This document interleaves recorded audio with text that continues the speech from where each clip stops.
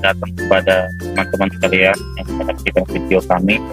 Pada video pembelajaran ini kami akan membahas tentang stabilitas dan tegangan. Sebelum kami membahas stabilitas dan tegangan, kami akan memperkenalkan diri.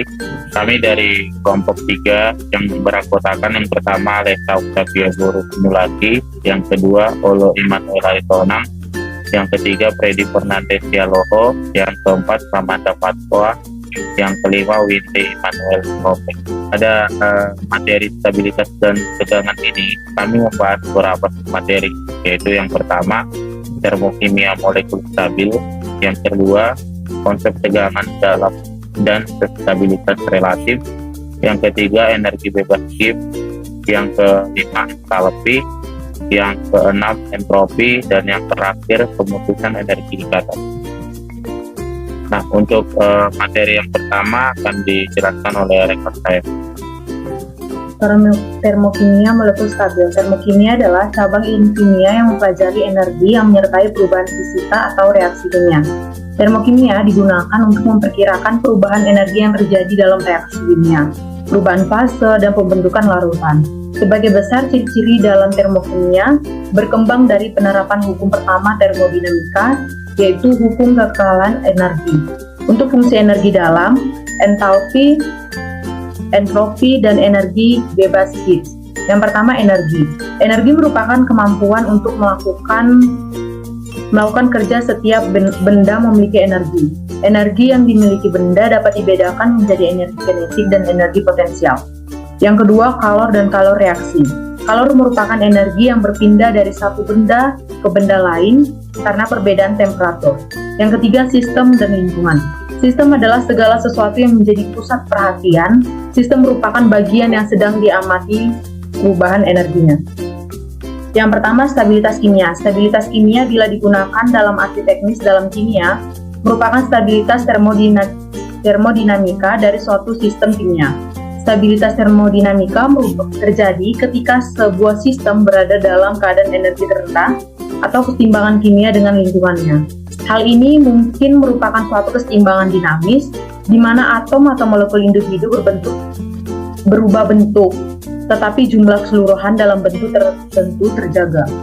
Jenis kesetimbangan termodinamika kimia ini akan bertahan tanpa batas kecuali bila sistem mengalami perubahan. Sistem kimia mungkin termasuk perubahan dalam fase materi atau pada satu set reaksi kimia. Yang kedua, stabilitas versus reaktivitas. Stabilitas termodinamika berlaku untuk sistem tertentu. Reaktivitas dari suatu zat kimia adalah deskripsi tentang bagaimana ia mungkin bereaksi di berbagai sistem kimia yang potensial dan untuk sistem yang diberikan. Seberapa cepat reaksi semacam itu dapat dilanjutkan. Yang ketiga, tegangan permukaan.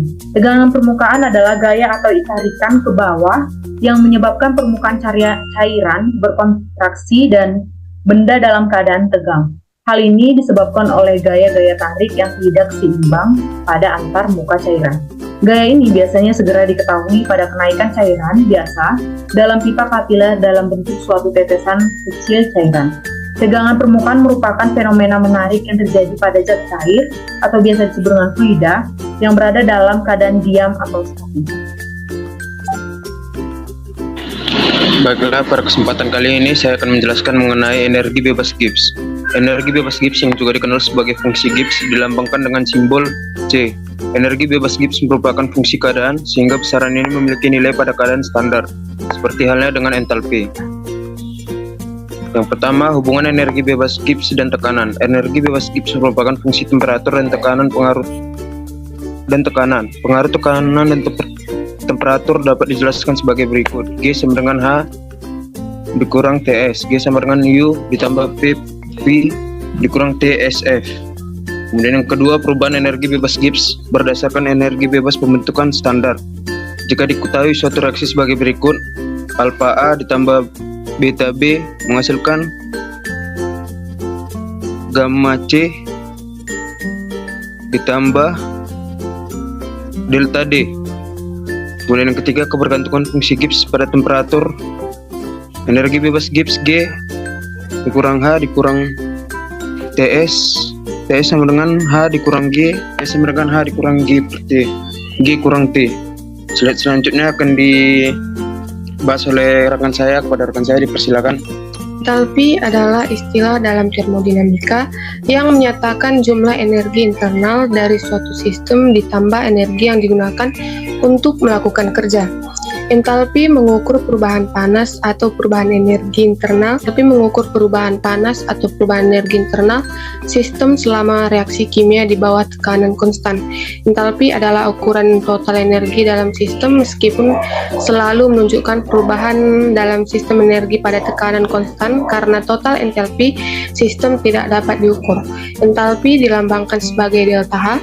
Secara matematis, entalpi dapat dirumuskan sebagai berikut. H sama dengan U ditambah P kali V, di mana H adalah entalpi sistem dalam satuan Joule, U sama dengan energi internal Joule juga, P adalah tekanan dan sistem, V adalah volume sistem. 1. Sifat entalpi. Energi internal, tekanan, dan volume adalah semua fungsi keadaan, dan karena entalpi adalah fungsi dari parameter ini, maka entalpi juga merupakan fungsi keadaan. Seperti dengan energi internal, sistem memiliki nilai yang ditetapkan dari entalpi untuk setiap sistem tertentu pada setiap kondisi tertentu, suhu dan tekanan. Yang kedua, hukum Kirchhoff. Karena entalpi masing-masing komponen reaksi bervariasi dengan suhu, nilai dan suhu diberikan oleh hukum Kirchhoff yang dapat ditulis sebagai delta H T1 dikurang delta H T2 sama dengan integral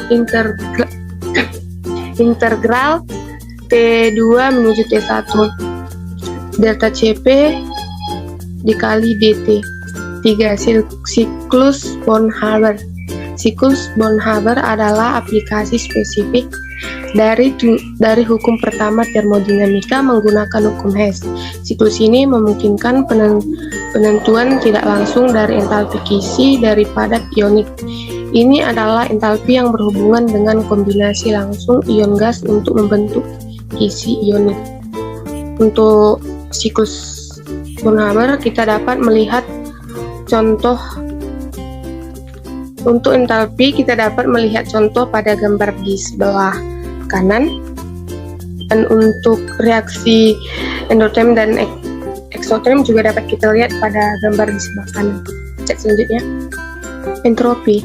Entropi merupakan sebuah konsep dalam ilmu kimia dan fisika yang juga termasuk ke dalam ilmu termodinamika kimia ataupun dalam kimia fisika. Konsep entropi ini penting untuk menjelaskan terjadinya perubahan dalam suatu sistem termodinamika. Secara matematis dapat dituliskan dengan dO sama dengan T dikali ds, di mana dO adalah kalori yang diserap, T adalah temperatur absolut, ds adalah kenaikan entropi. Berikut ini adalah beberapa cara untuk menghitung entropi. Entropi dari proses reversibel. Untuk suatu proses yang dapat balik atau disebut dengan reversibel, kita dapat mengasumsikan besaran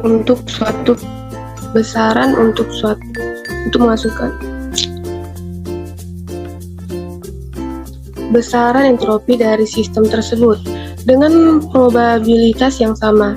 Entropi sama dengan konstanta Boltzmann dikalikan dengan logaritma natural dan jumlah kemungkinan state yang terbentuk dengan rumus S dikali KB dikali InW, di mana konstanta Boltzmann ini sama atau disebut dengan KB adalah 1,38065 dikali 10 pangkat 23 dikali 1 per K. Entropi dari proses isotermal. Cara lain yang dapat dilakukan adalah dengan menghitung perubahan entropi atau S menggunakan perubahan panas yang terjadi, yaitu Q, dan juga adanya temperatur absolut atau T. Atau dapat juga digunakan rumus yaitu delta S dikali Q per T, yaitu yang terakhir adalah entropi dan energi dalam.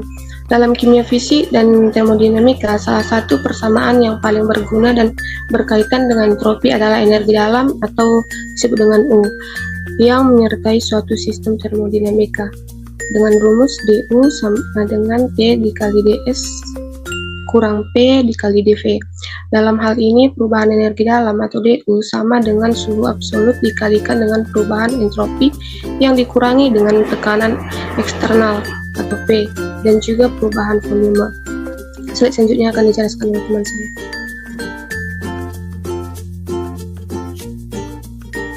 Baiklah, selanjutnya yaitu pada pemutusan energi ikatan. Pemutusan ikatan antar atom akan menghasilkan energi. Ketika atom bergabung lagi membentuk ikatan juga menghasilkan energi.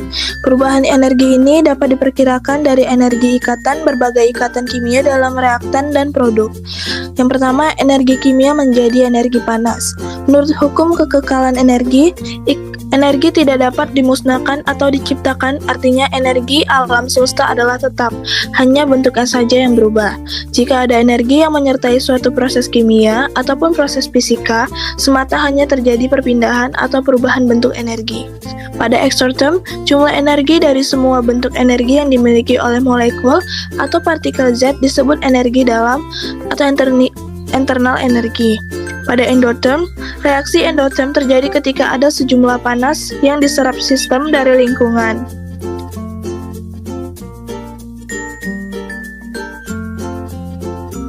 Yang kedua, menentukan ikatan putus dan terbentuk. Definisi persamaan untuk menghitung energi ikatan, itu persamaan untuk menghitung energi ikatan didefinisikan sebagai jumlah semua ikatan yang putus dikurangi jumlah semua ikatan terbentuk. Delta H sama dengan sigma H ikatan putus dikurang sigma H ikatan terbentuk. Kemudian dituliskan persamaan kimia yang menampilkan semua ikatan antar molekul. Dan ketahui peraturan untuk menghitung ikatan yang putus dan terbentuk. Selanjutnya, identifikasi pemutusan ikatan di sisi kiri persamaan, dan hitung semua ikatan yang terbentuk di sisi kanan persamaan. Saya kembalikan kepada moderator.